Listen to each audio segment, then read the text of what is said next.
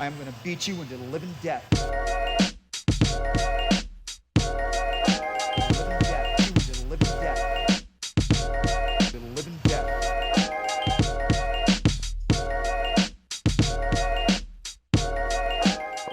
Hey everybody, Jay Petrie here with a new installment of the Living Death Show. I believe this is our 26th or 27th incarnation with our new branding, but it is our 100 and something as we do it. This week, as you might notice, I'm hosting because Mr. Walker is previously indisposed. I guess it's a good way to say that he is not on this continent. And we love you, buddy, and we're going to look forward to seeing you soon.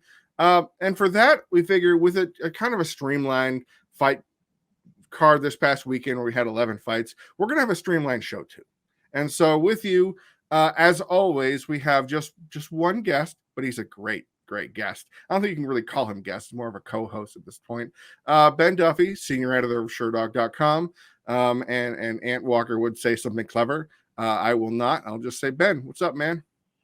It's our fourth or fifth 100-degree day in a row. Oh, no. My air conditioning is simply not up to the task of keeping up with it. It's about 76, 77 in my house right now, which doesn't sound that bad, but it's a humid 76, 77. It's brutal, man. It's hot. It's not even a dry heat. That's even worse. So like the Houston dry. Wow, that's some like it hot. I guess in keeping with that line of the heat, I will throw out our stat of the week because in the main event of UFC Vegas 50, whatever, UFC ESPN 39, UFC Battle of the Rafaels is the way we can go with that. Rafael Fiziev threw some serious heat, getting a finish in 18 seconds in the 5th round. And 18 is the stat of the week because that is the quickest that anybody has finished a fight in the UFC in the 5th round, if that makes any sense, getting into the 5th round. So 18 seconds in, he blitzed him. He did something not a lot of people would do, have ever done, and would expect by beating Dos Anjos in the 5th round when people expected his cardio would wane. So, Ben, I guess this is a good jumping off point. We'll just dive right into it. So Fiziev, I think he showed that he's ready for prime time by knocking out. I thought it was an early stoppage to begin with. Then I saw the replays. Then I saw Dos Anjos' eyes rolling back on that jackhammering right hand. So I guess the question, I can throw it to you here. Fiziev showed, he's going to be a real contender. He knocked out the number 7 guy. How high is he going to climb for his next fight? Will he break into that top 5? What are you thinking? I think his next fight is a possible title eliminator. I wrote the matches to make column for SureDog immediately after the event, as I usually do. And finally, kind of like a Polaroid or like a shaken snow globe. And I know that most of our viewers are too young to have ever actually seen either of those things in real life. But the lightweight title picture is finally clearing up a little bit. The Bronx and Islam Makhachev should fight for the vacant title sometime this year. If there's any justice in the world, Beneil Dariush should probably be next for whoever comes out of that with the title. From there, you have two kind of pools of contenders. Mm-hmm. You've got the 3 guys that have already fought for the title or held interim titles, Chandler, Gaethje, and Poirier. And then you have this crop of up-and-comers. You have Rafael Fiziev, you have Damir Ismagulov, you have Armen Sarukian, Mateusz Gamrot. Yeah, all those guys. I already don't like that they've been slamming a few of the newer guys together. I think, and obviously, if the Bronx defends, those 3 guys that have already fought him are going way to the back of the line. Definitely. But I think either way, it's time to let the new guys have shots at them. So I recommended that Fiziev fight Gaethje next, just because I have the feeling that we might get Chandler versus Gamrot. And I think Poirier's next fight is just as likely to be a money fight as a contendership fight. He's probably going to get like a Diaz or a McGregor or even a Covington or something. But after that, Fiziev, possible title shot. This fight answered the questions I wanted answered because out of all those up-and-comers that I mentioned, he's the only true striking specialist among them. And so you always want to ask, what's he going to do against a determined wrestler? Well, we found out. He gave up 0 takedowns in the first 3 rounds.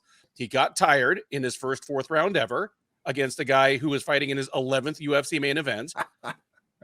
And then even going into the 5th round in a situation where even Twitter was like, I was like, the announcers were like, you just need to survive this round. Mm-hmm.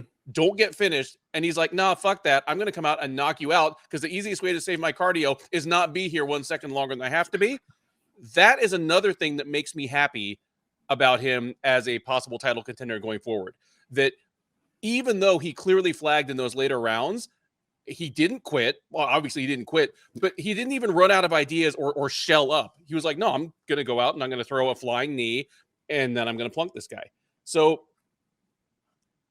he's answered the wrestler question. Obviously, the version of Dos Anjos that we have right now is not Islam Makhachev or Damir Ismagulov in terms of his wrestling chops, but he's a determined wrestler who's strong as an ox and has great cardio. You know, like nobody's going to stop Makhachev's takedowns. Fiziev's are in the right to try. It's a very interesting predicament that they have with lightweight, because they do have the, I mean, you don't want to call them the also-rans because they're still very much the you could be, you know, the rightful top 5 guys, but I really do want to see that kind of torch passing, guard changing idea. Like the UFC could almost build a card around it. Throw Poirier against Fiziev, throw Gaethje against Sarukian, throw Chandler against Gamrot. You know, that kind of just the top guy against that one, and just go that way. Because if you crash the top guys again together, there's going to be that floor that you built, you insulate the division. It turns into women's strawweight. Yeah, where you have this hermetically sealed top 5. That's exactly right, and I've hated that in divisions where there's just no way to get in. Like in welterweight, that's kind of how it had been. You know, Covington is the guy who's going to be like, no, I'm going to be here to fight for a title every third year or every third try if I want, because I'm just going to beat anybody else. But he hasn't beaten anybody else, and that's what makes it so crazy. What is his only win other than, you know, his only win was what, Woodley? To get him that title shot against Usman the second time. So it's not that he's beaten the contenders, but lightweight is finally, you're right, it is finally on track. And it was broken because of McGregor. I mean, the 2 title runs and the logjam that built up, and then the contenders were fighting contenders, and then it became a mess. Well, who's Charles Oliveira want to fight most? So I pray that doesn't happen. And we know it can. Like if Conor raises his hand and says, I'm going to do it, the UFC is not going to be like, well, gee, I don't know. Can we make the most, profitable fight, or just one to make it more of a sport? And we know the answer there. So I do like the idea of the top echelon fighting these up and comers, because I don't want to see Gamrot fight Ismagulov. I don't want to see Jalen Turner fight Fiziev. You know, I don't want to see that now, because they're all on win streaks. And yes, we like winners fight winners for the Joe Silva style matchmaking crew. But the old guard has kind of run out of lifelines for me. You know, like Beneil Dariush is going to end up being the Leon Edwards of the division at this rate. And I don't think he's going to get a crack at the title no matter what. I think they're going to make him fight a Gamrot. You know, I think that's the kind of thing they're going to do to him. They're going to make him fight down. There was a fight. Bilal Muhammad. You thought he would finally crack into the title picture at welterweight, and they're making him fight down in the rankings to Sean Brady. Granted, Sean Brady, outstanding, undefeated grappler, number 9 in the world. But the Muhammad, you think she's finally going to get there by doing what he did to oh God, who did he beat up? Wonder Boy, and who did Luque? Oh, yeah, that's right. Thank you. Vicente Luque just ran roughshod off him. Dude, like, I understand that it's terrible, but it's also pretty ingenious by the UFC, because by putting Brady and Muhammad against each other, they're getting rid of one of them. They're grinding out. They're grinding out a grinder, and it kind of works. But man, I'd rather see either of them fight Usman than Covington again. And I feel like the UFC is kind of hoping that Covington will fight a blank and then get the next shot. If Covington fights Masvidal, gets another title shot. That's the kind of thing you see. So moving right along to the other part of the main event, and this is going to be a question that you don't know what is coming.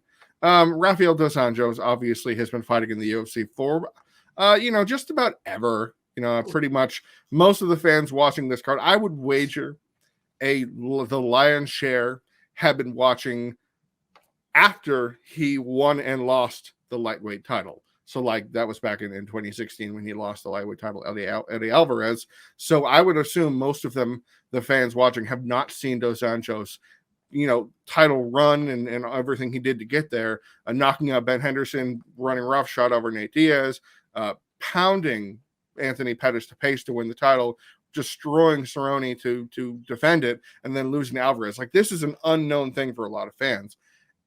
But despite that, the broadcast was very willing to call Dos Anjos a legend. And I posed this question to Twitter, and it was just kind of a flippant question. And then I wake up the next morning, and it is absolutely exploded with like hundreds of replies and reach. I'm like, oh my gosh, I can't believe it really caught on. And the consensus was, yes, you're an idiot if you think so, or no, you're an idiot because there's no way he should be. So with that in mind, is Rafael dos Anjos a legend? And if not, what does it really take for you to become that? Obviously, this is going to be completely subjective. That's okay. As your Twitter thread demonstrated, it all comes down to what somebody's perception of legend is. I would say that he is probably the most anonymous fighter in modern UFC history with his credentials. We're talking about a guy who was a champ, and a champ who defended. Yep.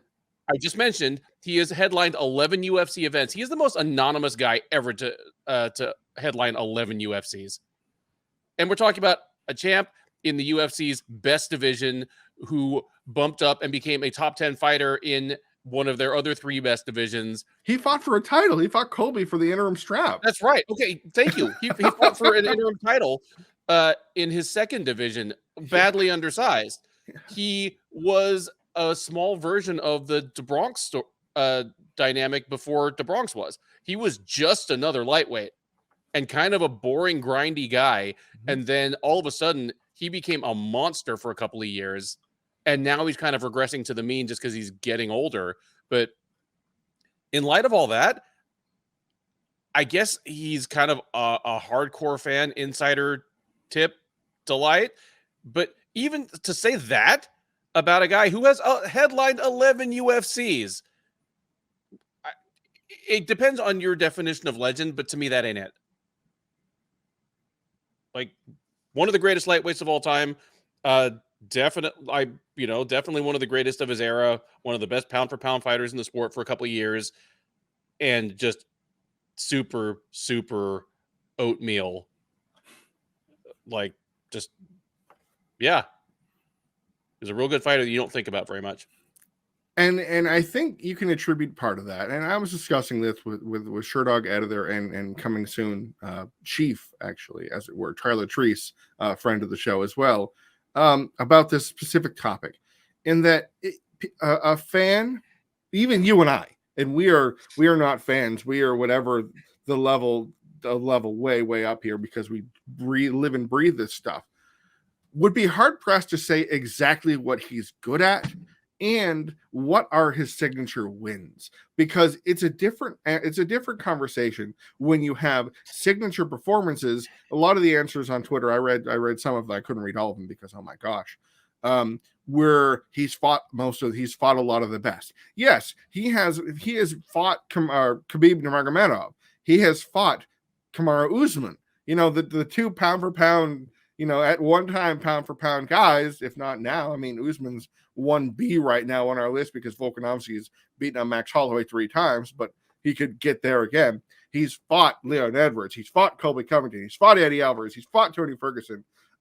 He's fought Clay Guida. He fought Anthony Pettis when Pettis was one of the 3 or 4 yes, but the reason I'm naming all the names I'm naming right now is because it lost to all of those names. Every single one of those names I've listed, he lost to. Mm-hmm. So it's hard to look at him and go, what is his signature win? Because people might not remember in 2014, he iced Ben Henderson. Ben Henderson was getting out from a takedown defense and he uppercutted him and Henderson lifted off the ground. Iconic type knockout, but it'd be hard pressed to be like, oh yeah, that comes, you have to think about it to remember that happened. And that is a very difficult thing for me for a legend, because you think of a legend in the sport, you think of longevity, you think of important wins, you can close your eyes and picture him and picture what he does and what he does best and him doing it best. You can picture Mirko Cro Cop, I would argue, is more of a legend, and you can think of him booting people upside the head. Fedor and all of the things he's done, you can picture him hitting the armbar and Hongman Choi, obviously not his biggest performance, but it was that, that kind of thing you picture. It's memorable. And I think for it to be a legend, I think you have to be able to go down in the test of time as somebody that you will never forget. And obviously our sport is what? I mean, it's what? Not 30. 30. It's 30 next year. It's not 30 yet. So the all-time isn't like a baseball player or a golfer or anything like that. But I mean, honestly, chew on it for just a second. Pull up his 500 page if you need to. But what would Dos Anjos' signature win be? Is it when he won the title? It is. I would say it's the Pettis fight, because yeah, it was a decision, but I mean, it was a lopsided decision. It was just a complete wiping of a guy in Pettis that we thought had gotten past his problems with wrestlers. That turned out not to be the case. And it demonstrated what Dos Anjos does well, because when he's the better wrestler, he becomes the better striker a lot of the time. Like he's very, very good at, the old football fallacy of you use the run to set up the pass. It's not really true in football, but it is true for a lot of fighters, that when they can keep their opponent wary of the takedown, it makes their striking more effective.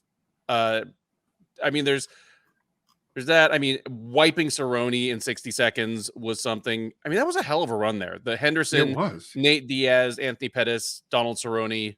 Yeah. And I hesitate to call anything a fluke, because Eddie Alvarez landed the exact shot that he meant to. But if Eddie Alvarez and Dos Anjos fought a best of 5 that year, it only looks like that once. Yes, like maybe they go 2-3, maybe 3-2, maybe that's the only one that Alvarez wins. I don't know, but it only looks like that once. Yeah. It's the same thing I say about Serra versus St. Pierre. He threw the punch he meant to. It worked, but they fight 10 times and it only looks like that once. I mean, it would look more like the second fight. Yeah. I think the other 9 times out of 10, it looks more like the second fight. Exactly. Or actually, after that one, it's just the rest of them are just dreadful decisions where St. Pierre doesn't want to hit the ground and he just gets jabbed. Yeah, it's a weird position for Dos Anjos, because and Treese actually he had a really great way to break it down, that Dos Anjos is a clear-cut UFC Hall of Famer. Like longevity in the UFC. I mean, he's been with the UFC. So he debuted against Jeremy Stevens, who I mentioned, who, by the way, was the last person to knock Dos Anjos down. Like nobody else had dropped him. He didn't even get suffer the knockdown when Eddie finished him. So it has been that long, and that's and to fight all of the people he has had, and to be a perennial contender for as long as he's had, is the kind of like a shoe-in Hall of Famer. But he's not like an MMA Hall of Famer. Here's something. I mean, you made a point earlier naming all these all-time names that Dos Anjos lost to. He has uncontroversially beaten multiple guys that I will call a legend, and his resume is better than theirs. Nate Diaz, Donald Cerrone, Robbie Lawler. Okay? Robbie Lawler, if he hadn't won that UFC title, he would have been the first guy into the Hall of fucking Awesome. Like, he's what it's about. But just on paper, forgetting like the external stuff, Rafael dos Anjos' resume might be better than Robbie Lawler's. And he has a head-to-head win over them when they were honestly roughly in the same place competitively. Like both just a couple of years off their peak. Yeah. At Lawler's weight class. But those 3 guys, like your average fan, even your hardcore fan would have more memories of those 3 guys, would be probably quicker to call any of them a legend than Dos Anjos. And Dos Anjos beat all 3 of them bad. I think of Dos Anjos on the Anthony Pettis level. I can't call him a legend, but I could see Pettis having more legendary status because of performances, because of the signature wins. And I think maybe that has something to do with it. Now we're going real long on this topic because I really want to kind of drill down on it. But like a signature win or a signature performance, I think has to be and something that makes a fighter stand up because you can remember it forever. We are never going to forget Stephan Bonner freaking out and going and jumped off the cage like a ninja. Ever. He was drunk. Oh, of course, but that's okay. I want my best day at work to have been drunk. Oh, of course. Like it was for him as the WEC color guy. And he had a blast. Pettis is like a gas stove, and Dos Anjos is like an electric stove. Like Pettis, his legendary is like tick, tick, tick. Oh shit! Yeah. Then you turn it off and it's cold. Yeah. Like Dos Anjos, it took a while for the thing to start to glow, and after you turned it off, it was still hot. Like 20 minutes later, it's much more of a slow burn, and not as many like remarkable highlights. But yeah, like overall, legacy in the same ballpark. Yeah. Yeah, I mean that's and that's kind of the way I thought about it because of champion. He was a champion, and that kind of puts you on that next pedestal for the most part. Except for like the Serras of the world, which you couldn't call a legend, you could call a UFC champion and a guy who he legitimately beat GSP, but I wouldn't call him a legend. But yeah, RDA. Yeah. If RDA is the just quietest guy with his credentials that I already laid out, is Matt Serra the most famous 500 fighter in UFC history? He was a 500 lightweight before Tough. He was literally a 500 welterweight after. He was 3-3 at lightweight, 4-4 at welterweight. Is he the most famous 500 fighter in UFC history? Yes, Brock Lesnar's over 500. I'm thinking of a few names that are falling into the 500 category in the UFC or just for their overall records, like Jeremy in the Stevens, UFC. Like Michael Johnson and Jeremy Stevens are both under 500. And they don't hold the candle to Serra. That's exactly right. Like Serra's in the UFC Hall of Fame. Serra still has a job with the UFC. Yeah, that's right. Right. Did Forrest Griffin end his UFC run with the 500 record? It must have been. He was over 500 in the UFC. He ended like 9-5 in the UFC, I think. Oh, okay, that's not bad. I just remember his fall was very quick and it was very abrupt and aggressive. All right. I enjoyed that. I enjoyed that conversation. I'm glad we got to dive into that. I guess we'll go with an overarching question back on track with UFC on ESPN 39, Vegas 58, I believe was the hashtag, which I don't know why it's Vegas because it takes place in Las Vegas, but so does the UFC cards in the T-Mobile Arena. So why don't they get called UFC Vegas? Because obviously they're the pay-per-views. Why isn't it UFC Apex 58? I don't know. Anyway, overarching question about this not great fight card. Let's be honest. With respect to the competitors, it didn't really shine. So what besides that big main event result, what was the most memorable outcome or takeaway that you have from this whole fight card? Probably the most surprising individual performance was Kennedy and Nzechukwu just deciding to wrestle. D1AA, baby. Of all the things I expected in the fight, all the possible outcomes, could have seen a quick knockout by either guy. I could have seen Carl Robertson like hitting a weird heel hook because he's become an oddly like savanty grappler for a former kickboxing champion. I did not expect to see Kennedy and Nzechukwu just go early and often to his takedowns and make a pretty effective go of it. I'm not literally calling him D1 Kennedy because by the third round, he was just kind of running at him, bent over at the waist, and it only worked because Robertson was just as tired as he was. Like, Islam Makhachev, he isn't, but just as the last thing I expected was to see him just bring out a new wrinkle. That's kind of encouraging for someone in me who I'm still enthralled by his potential as a prospect, even though I've seen him lay an egg a few times. Yeah, I mean, something we are thinking about in Nzechukwu is that he started like training in MMA, period, like any sort of combat experience of anything in like 2015. I think he's a Fortis lifetime guy. I think that's it. I'm pretty sure it's boom, here we go. And he's just learned everything. So obviously D1AA is a joke, but he hit some takedowns. They weren't as like crazy as the blast doubles that Caio Borralho was hitting, which were very entertaining. I think my biggest takeaway from this fight card is watching the lifeblood, the last vestiges of the Ultimate Fighter just absolutely fall to pieces. Trishan Gore, which I don't know if you know what he's good at, because I don't know what he's good at. He's got a left hand and a heavy leg kick, but that's not enough to make it past Cody Brundage. Then you're in big trouble there, pal. So, and he was the guy that was going to fight Brian Battle for the for the actual title, and then they ended up fighting later because he got injured. But he was one of the best things to come for that. He smashed Gilbert Urbina, I guess, in tough. But to see that, to see Michael Johnson, he have valiantly fought, but he should have.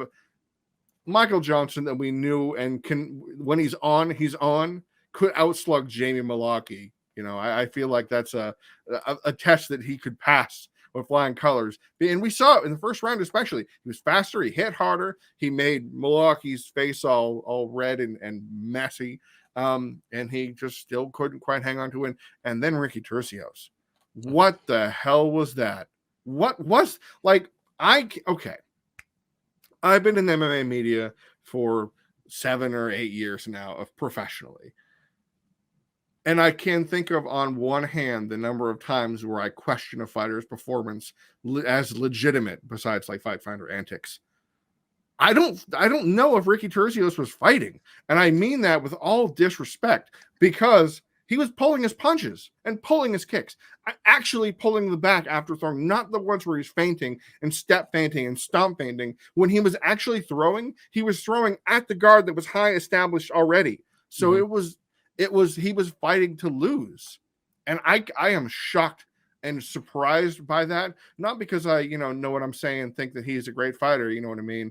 But he's just hasn't, you know what I'm saying, really shocked me and surprised me in any way. And to see what he just kind of, I don't even call it lay an egg.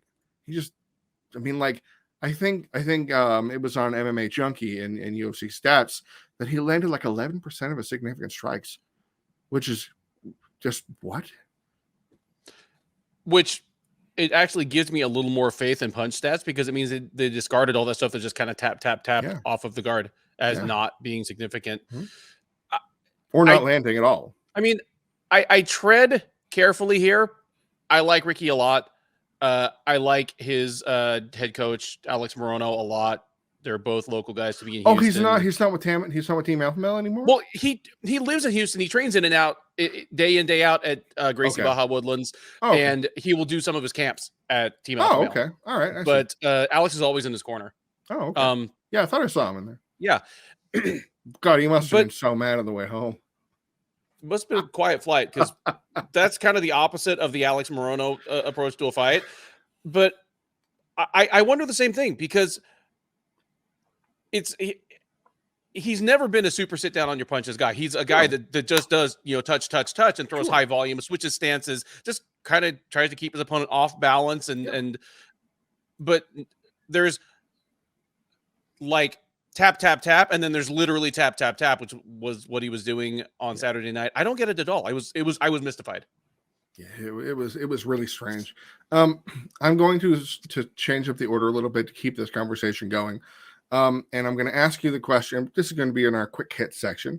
We're not going to use a timed clock, because we're not going to, but we're going to respect the clock as best as we can. So Ben, 30 seconds, give or take, to answer this first question for me. So talking about Ricky Turcios, did his loss to Ayman Zahabi show that the crop of talent from Tough has bottomed out, because he was the winner of the most recent season, because the next season is still ongoing?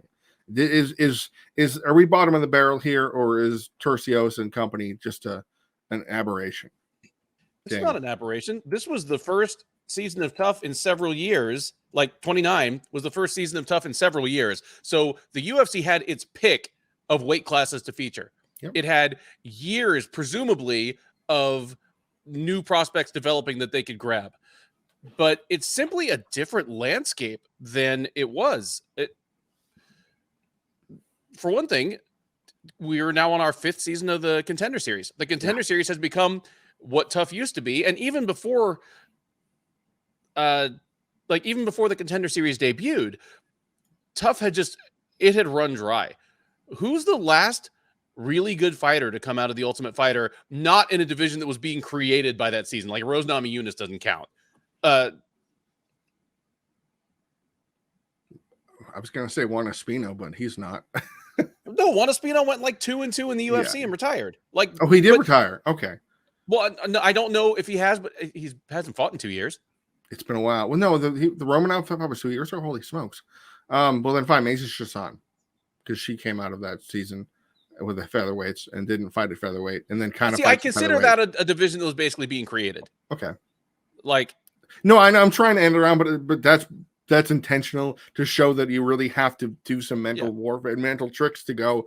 Oh yeah, that definitely was the one. You don't have a tough. You don't have before that. The last Johnsons really good like top contender level, someone like Corey Anderson 10 years ago. Yeah, and then like a year or two before that, like TJ Dillashaw. Like it's been a long time. And I mean, you know, Yair Rodriguez from the first season of Tough Latin America, which again, 10 years ago. Yeah.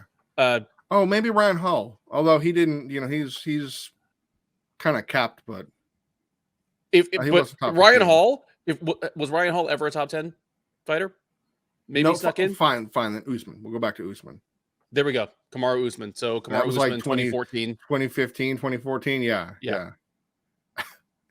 And that was the worst season of Tough that has ever run, by the way. ATT versus Black Zillions. I couldn't finish it. I had seen all of them prior to that.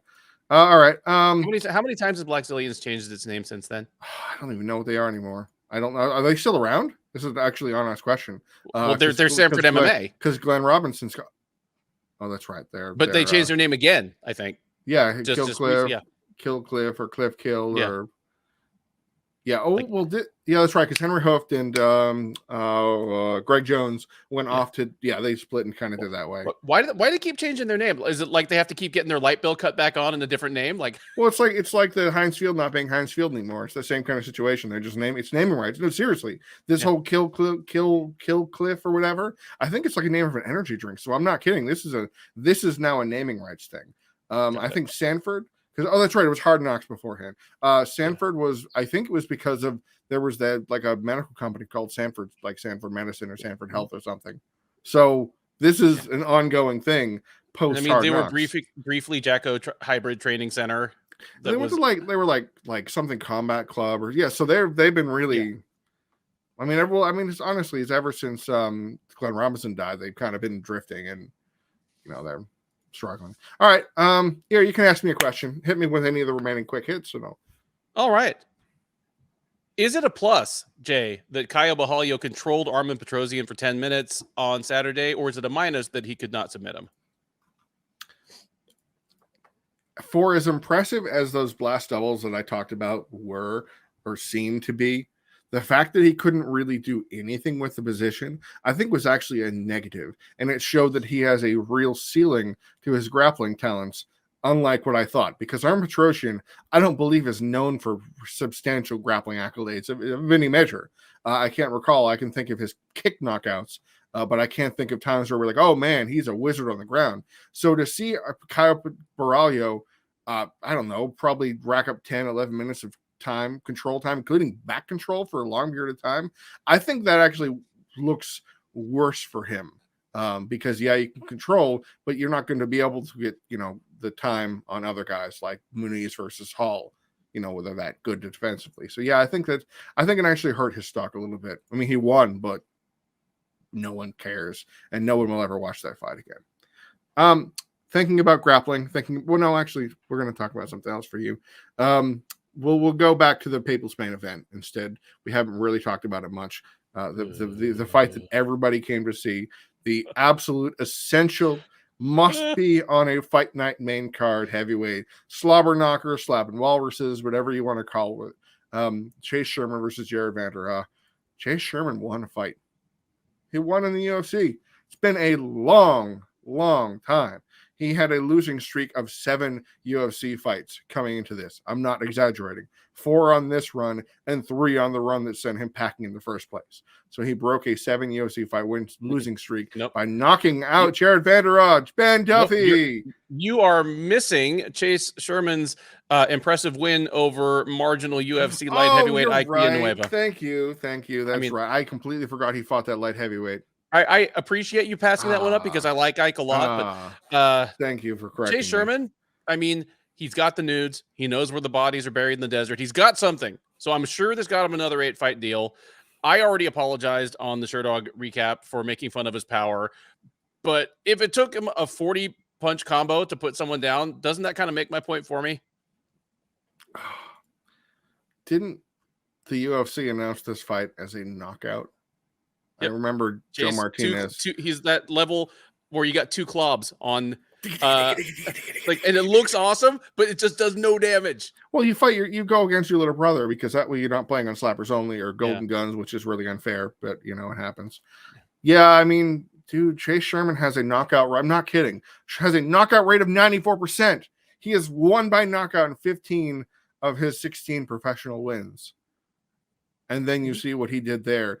He landed about as hard as he could on Vanderaa, and man, oh man, he couldn't put him down until he kind of sort of did. Anyway, what's the last question? Are you, and that last thing, that was Vanderaa just going, oh God, there are 3 more fights. If I sit down, can we just go all go home sooner? That was an I don't want to go home stoppage, which is the same kind of thing that I thought it was when Mark Smith stepped in. I thought it was early against RDA. It was a let's go home kind of stoppage. All right, what's that last question? What do you got for me? Last question. Can Said Nurmagomedov break the stereotypical grappler first expectation that most think of for Dagestan-based fighters? Boy, he's trying, isn't he? Like he is. It's almost like he's intentionally, Said Nurmagomedov is intentionally trying to throw wacky, spinning, off balance strikes, and I don't mean throw. I mean spam them. I think is the more appropriate because he officially landed what 40 or 40 something significant strikes, 42 significant strikes. I think like half of them or almost half of them were of the spinning variety. So it's almost like a oh, I don't want to lean on my grappling. Oh my gosh, I don't want to lean on my grappling. Man, I know I have it, but I need to show that I'm more than a grappler. Like, you know how fighters get out in the cage. Gordy Brundage said, thought we were wrestling, like just to show that he's more than a wrestler. Like, this feels like the intentional game plan of I'm going to show the UFC I don't have to wrestle unless I really want to. And then when the third round happened and he scooped up De Silva and put him down for a minute, you really went, oh, there it is. Oh, you slipped into your old when De Silva was almost having an advantage and took him down. I feel like it is an intentional trying to break off and be the different Nurmagomedov. And I don't know if that's working for him. I feel like his bread and butter could get him farther in the division. Am I wrong? I like the song better when it was called Zabit Magomed Sharipov. Oh, that's well, at least he's going to be a doctor because, Honest Zabe can be Dr. Honest Zabe, and I'm all about that wagon. All right, I'm going to jump back to a question. We can finish off the conversation of UFC ESPN 39, Battle of the Rafaels. It's a spinoff kind of topic of the Sherdog recap show where you and Keith Chillen talk about the cut list. And I want you to be utterly ruthless. I don't want you to be nice. I don't want you to be protective.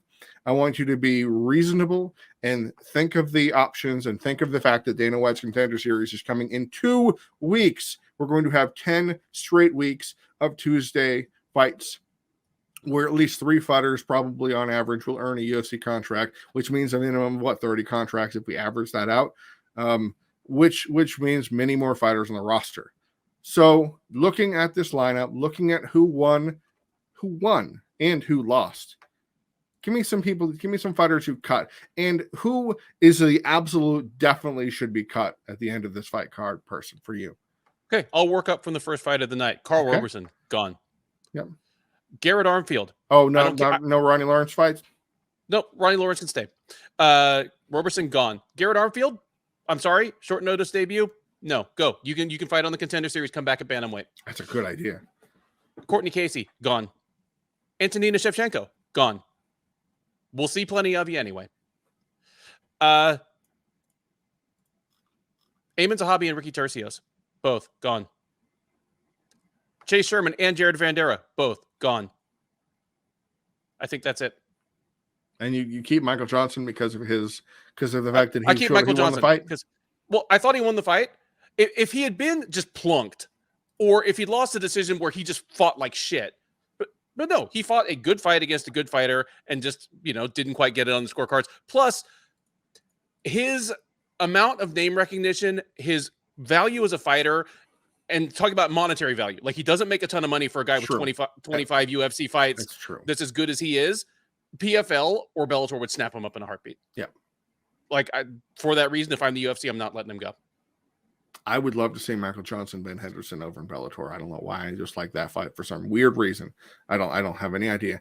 I think Bendo's dilapidated enough that Johnson would just lump him. I maybe. And Johnson's getting up there too. He's what, 37? He's 36. No, he's 30. He's 36. He just turned 36. Okay, so that's not that bad. I would additionally, your cuts, I agree with most of them. Antonina Shevchenko, while she won her fight, is at the end of fought her 8th fight in the UFC, I believe. If I'm not mistaken, 1, 2, 3, 4, 5, 6, 7, 8. Her 8th fight in the UFC. Fighters tend to get 4-fight UFC deals. So if she signed one and then at the end of Contender Series signed another, that means 8 fights. So it wouldn't be crazy to see her not get re-signed, which would justify the cut list and make it so it's not necessarily cut. Just we're not taking it back. Like Tony Kelly. Tony Kelly was not released from the UFC. He ended his 4-fight deal on a 2-2 record after getting iced, whatever word you want to use, by Adrian Yanez, and the UFC is like, we don't really want you. So for Antonina Shevchenko, who is now 37, coming on 38, hasn't had a signature win over a fighter that's got a record over 500 ever. I don't believe any of her opponents, Jian Kim, Lucy Budilova, Ariana Lipsky, or Courtney Casey, have records over 500 in the UFC. So yes, I would also cut Trishon Gore, because tough fighters, for some reason, tough fighters seem to get more leeway because they were on tough. But it used to be the winner would get the contract and stick around. The loser would get a shot, and then they might get another shot, and they're let go. Well, this is the second shot. And Cody Brundage put you all the way out. And it wasn't even a crazy finishing sequence. He was sitting in his mount, and Gore was sitting up with his arms around him. So a scooping punch like this KO'd him. I'm not talking whatever. I'm talking he was OUT out. So yeah, I think because the alternative is you're going to have a 3-2 guy on the UFC roster, and is that really? Do we really want that? I don't think there's anybody that experienced in Contender Series. So yeah, say no to Trishon Gore. Come back, because he has talent somewhere in there. He may be a diamond in the rough, but get more fights, man. And yeah, I think I agree with the rest of your cuts, Robeson and Armfield. I'm on the fence because he kind of came in on like 4 days notice, so they're going to give him another one. But I really like your idea of Contender Series, bantamweight in your weight class. Try again. But the rest of them, yeah, Courtney Casey, sorry, pal. It was a close fight. I think I even scored it for Casey. But it wasn't a fight that you be like, oh boy, you're fighting for your job. And it was close. It wasn't like a Michael Johnson fight. And if it were, then I'd be like, okay. But it was just it was her 4 split decision. And why is that significant? Because no fighter in UFC history has ever lost more than 4 split decisions. So Casey tied the record with like Paul Felder and Clay Guida, maybe Mouseford. I'll have the list somewhere on Fight Facts, but yeah, it's normally losing a lot of split decisions kind of gets you a certain amount of goodwill with me. You know, I just think of like pre superstardom Jorge Masvidal, sure, of course, type things, yeah, like Ross Pearson. But with Courtney Casey, it's just like, how do we have this many chances to get rid of her and it didn't happen? It's kind of a. It's flyweight. So I don't know if they're just trying to keep it for bodies because she's been around a while and she has a win over Angela Hill. So maybe they're like, you beat our losing. Speaking of people that are 500 in the UFC, I love Angela Hill, but she's got 12 losses. She's got more than any other female fighter, and Courtney Casey's coming on close. All right. That was good. I feel better that we got that out of our system. Now let's go on to what Ant Walker would call the greatest segment in martial arts history. It's I'm Not Surprised, Mr. Falcons, where you, Mr. Duffy, and I will talk about what surprised us or ironically did not surprise us. Could be about the event of UFC on ESPN 39. Could be about other MMA fight cards this past week. There were not many. Could be about news, pre-fight coverage, blah, blah, blah. What is your I'm Not Surprised, Mr. Falcon segment today, sir? Well, I thought I was going to be talking about what looked to be an impending rematch between Khamzat Chimaev and Gilbert Burns. Looking at it a little more closely, too early to call. It might just be some overeager fans overreacting to some tweets. I mean, you, like, before you were even on the front page side of Sherdog, had been a longtime forum guy. You know how much people in the forum love to spread rumors just so they can be the first. Oh yeah. So a little premature to call that one. I I will say it was interesting to see yet another fighter go out from an arm triangle choke on Saturday. Speaking of David Onama and Garrett Armfield, like, and we had a little talk about this in the Sherdog Slack on fight night. I've rolled with enough people, and I'm a former wrestler myself, but Mike Sloan is forget how many stripes he has on his blue belt right now, and is a pretty serious grappler. And I kind of asked, like, why is it that so many people seem to go out from arm triangle chokes? Is it just because it's basically done properly? It's an all blood choke, like you're like, I can breathe, I'm out. And he's like, yeah, the times I've come closest to being all the way out were from arm triangle chokes. I put it on you. You need to figure out which submission in high level MMA has the highest proportion of technical submissions. We need to figure that out. I know right off the top of my head that it has the third most technical submissions behind, obviously, rear nakeds and guillotines. But at the same time, there are disproportionately more rear naked chokes and guillotines than arm triangles by like a factor of 2 and change for guillotines and a factor of like 6 or 7 for rear naked chokes. The top 10 would all be chokes, except if not for Frank Mir. Yeah, Frank Mir. Frank the Bone Collector. Frank Mir, just cracking limbs and snapping necks and cashing checks doesn't quite work, but you know what I'm saying.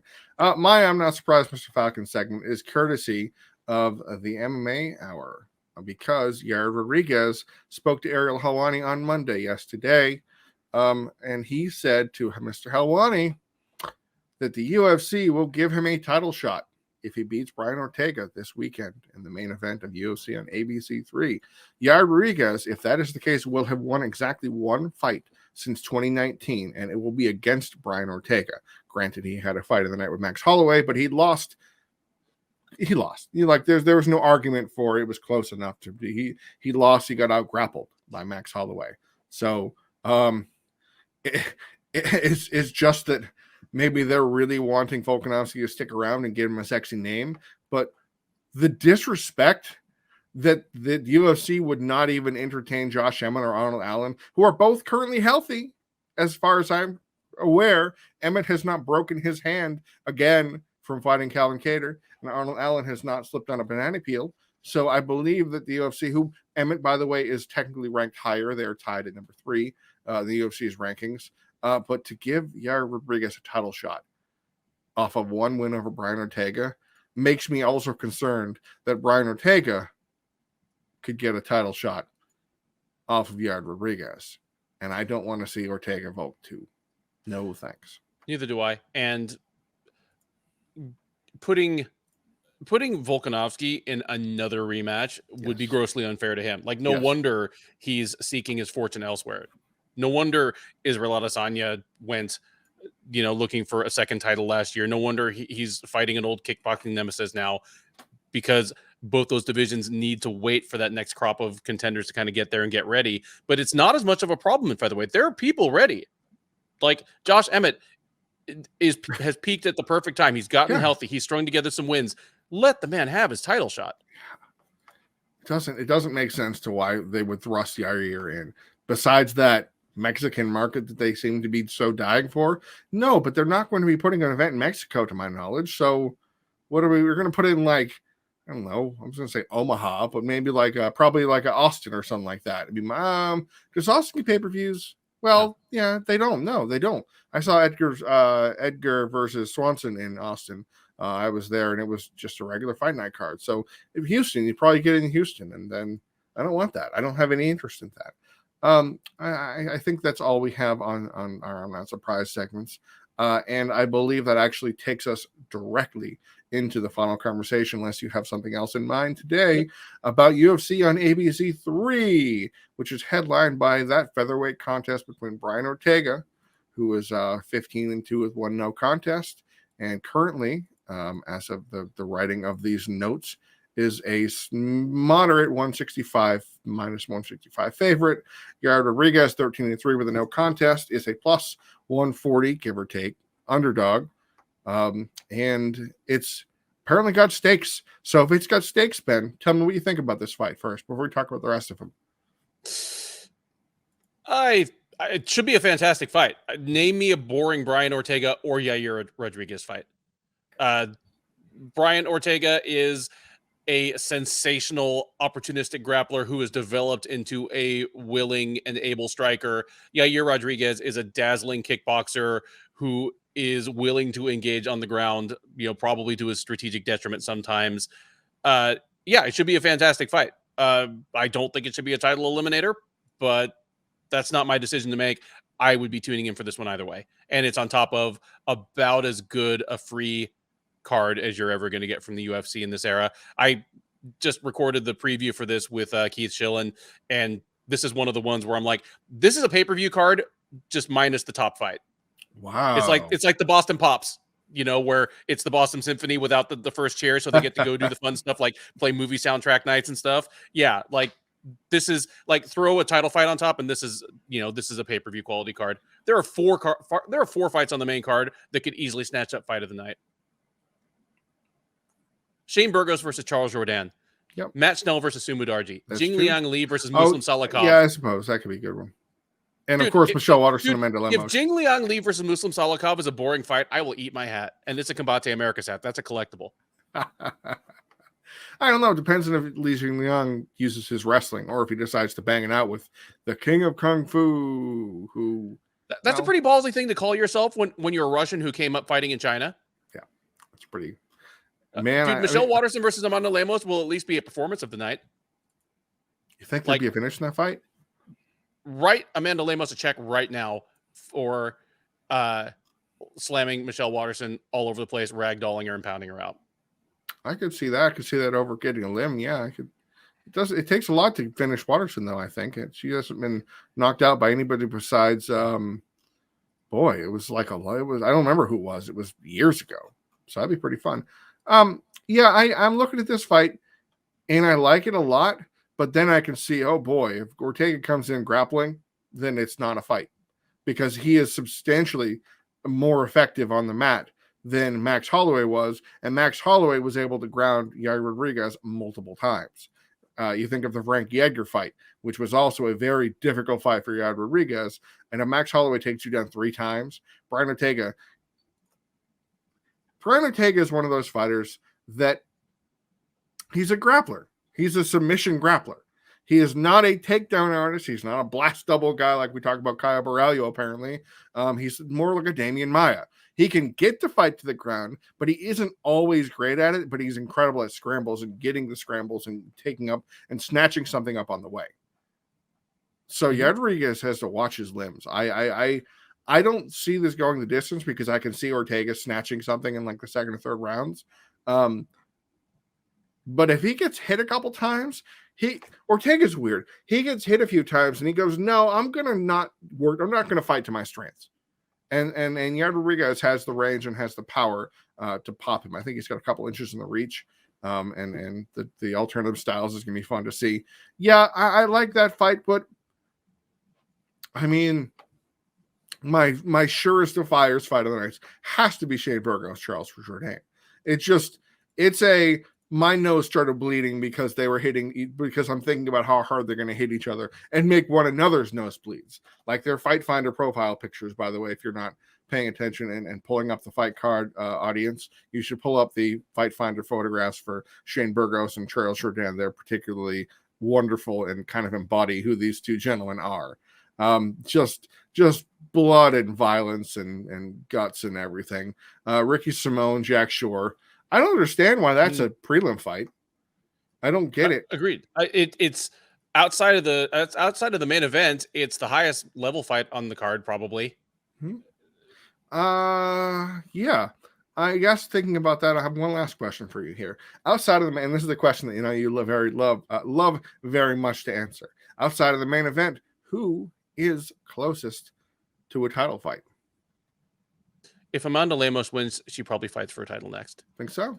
Think she'll not she is not the next strawweight title challenger, but her next fight is for the strawweight title. I think she and Marina Rodriguez are 1-2 for the ones to break into the hermetically sealed dome. She might be, but she got absolutely just bullied by Andrade in the last fight. I think they got finished in real quick. So maybe I could see that. I'm going, and I hate it. I hate it. I hate it so much. I don't agree with it. I do not agree with what I'm saying, but I know the UFC well enough to know that this is what it will be. Miesha Tate. If she beats Lauren Murphy, she's getting a title fight. And yeah, I don't need to worry about that. She's weirdly crafty. And I think when's the last time you've seen Miesha Tate really get tossed around on the ground for an extended period of time? Besides the Ronda fights. The Ronda fights. You got some thoughts? Hit me. I don't think this thing's going to the ground. I don't like unless Lauren Murphy's motivation is really just sapped. Like, I'm 37, almost 38. I made it to see over the crest of the hill. It wasn't quite enough. Like, if her motivation is gone, anything can happen. But otherwise, Murphy's kind of a physical brute at 125. This will be Tate's first time cutting. Like, I think this thing stays standing and Murphy just kind of wins a tepid kickboxing match. I don't think Tate's going to be able to bring her down with any kind of regularity. I'm very curious to see who's going to try, because it's really weird that Murphy will be 39 at the end of the month. That's wild. This is her last chance, I think, here. Yeah, it's a pretty decent card. The last few fights are the remainder of the prelims are a little strange. We got Bill Algeo now fighting Herbert Burns because Billy Quarantillo and Hussein Askabab are both out of their fights. No, I mean, it's a shame that like, there were 4 really fun fighters there, and yep. If we had to lose 2, we lost the 2 that I would rather have kept. But what's left, if this is leftovers night, Algeo versus Burns is still a hell of a fight. Yeah. I mean, I'm excited for Emily Ducote's UFC debut. And that is a sentence I never thought I'd say. I never thought you would hear me say, I'm excited for Emily Ducote's UFC debut for a number of reasons, but she's a different fighter since dropping to 150. Big time. And she's still only 28. I kind of wrote her off as a finished product. I'm like, okay, you're in Bellator and you're kind of just another flyweight. You lost to Christina Williams. You beat, I think, Alejandra Lara. You're just kind of in that pool. She fought for the inaugural title. So at least there's that. And that was her second time losing to Alima Lay McFarlane. That's right. It never occurred to me that she dropped to 115 and become this brutal knockout machine. But she had a knockout of the year and beatdown of the year candidate last year. Yeah, it's what's the Taylor fight? I don't remember when the Taylor fight happened. I just remember that was an absolute that was early last year, before. And it might have been 20. Here, let me take a look. Yeah, I think it was 2021. But your point still very much stands. I'm sorry, the Zap fight was earlier this year. Yes, one of the worst beatdowns of this year. Yeah, yes. And before that, she beat Juliana Lima, which on paper is probably the best win of the 3. Yeah. Like, she's been a beast. And I mean, yeah. She's this is and Penn is kind of the perfect fight for her if you think about it. Former, small, not big for the weight class, kind of likes to rely on brute force still, despite that. It's kind of fun. Yeah, this is it could be a pretty darn good card. You're actually kind of hyping me up for it. I'm glad about that. But I think that right there wraps up this episode of Living Death Show. Thank you very much, Ben, for sitting with me and chatting for about an hour. We had a lot of fun. I particularly enjoyed that "What is a legend" conversation, because I think it would behoove people to really think about that, to think about what does it take to be a legend in this sport for you, because it's different than being the best right now. This is a conversation that could almost be stemmed by the Volkanovski Holloway Aldo fight, the greatest featherweight of all time. Because what does it take? Does it take the legacy of an extended legacy? Does it take multiple great performances over top fighters? And it's something really good to think about. So I enjoyed this very much, and I hope everybody watching does too and stuck around. But for that, I'm Jay Petrie. That's Ben Duffy. We've been the Living Death Show, and we will see you next week. And that'll be a lot of fun to talk about that recap. So catch you on the flip side.